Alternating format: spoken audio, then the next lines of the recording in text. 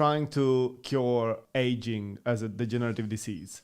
If we get to the point where we stop aging, would time still exist? Yeah, it's a good question. I mean, I definitely think that the earlier way you frame this is, which is something like, do you think that our concept of time is kind of deeply connected to these kind of cyclical natures of things? I certainly think that that's at least partly true, that there's something about the kind of concept of time that latches on to the way the world around us changes, and particularly the way the world changes in predictable sorts of ways. So, we have these kind of day and nights, so we get ways to kind of measure intervals, and then it's kind of natural to think about, to represent that as kind of time. But it's an interesting question. So if we eliminated aging, would there still seem as though there's time?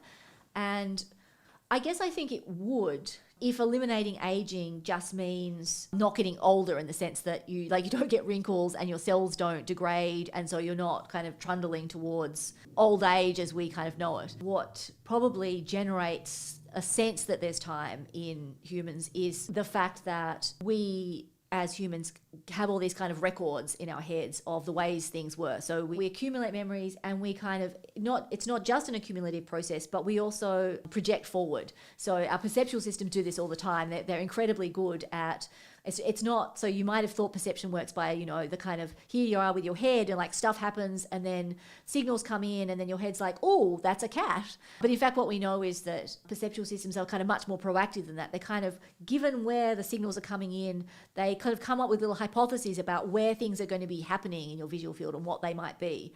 And then the world either is that way, in which case the kind of hypothesis is confirmed, or it turns out to be slightly different, and so the hypothesis isn't.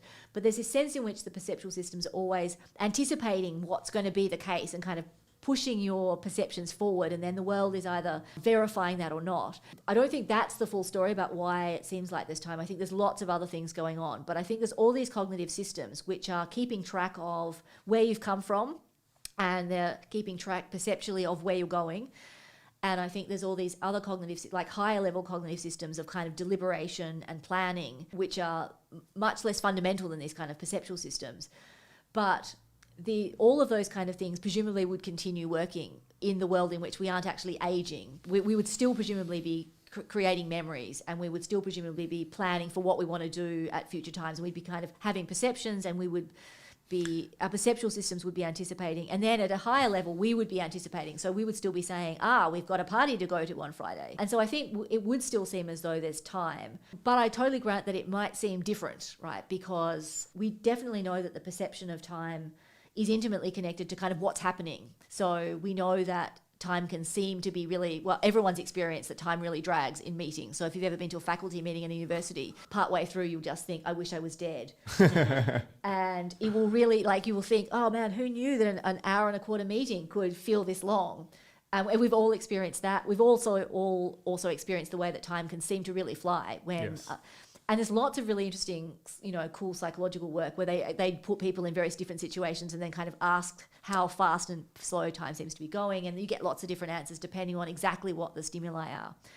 So I wouldn't be surprised in this scenario you're imagining where people don't age if it was still the case that the way we interact with time is a little bit different, because I take it that, at least it could be that we don't have the same sort of pressing nature of things to do. So I guess there is a sense that we all have that we're kind of finite, and that probably prompts us to pack more stuff in and to feel like we have to get stuff done, and that could impact on how fast or slow it seems, in some sense, time is passing for us.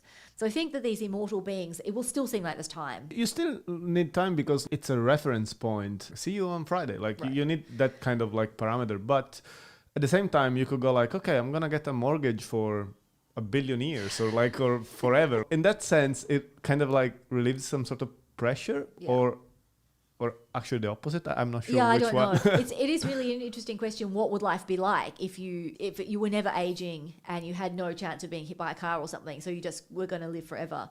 Kind of what, phenomenologically, how would that change the way you experience the world? And I'm sure it would, but I just think it wouldn't make you say that, you wouldn't suddenly wake up and say, oh my God, there's no time. But it might seem different to you in certain kinds of ways. Do you think would that lead to procrastination, or would actually be the opposite? You know how sometimes when there is no pressure, where you have no obligation to do something, you do it more willingly. I'm guessing it's going to vary from person to person. I'm guessing there's going to be those infinite beings who procrastinate forever. So they've got like one thing to do, which is, I don't know, prune the rose bush or whatever.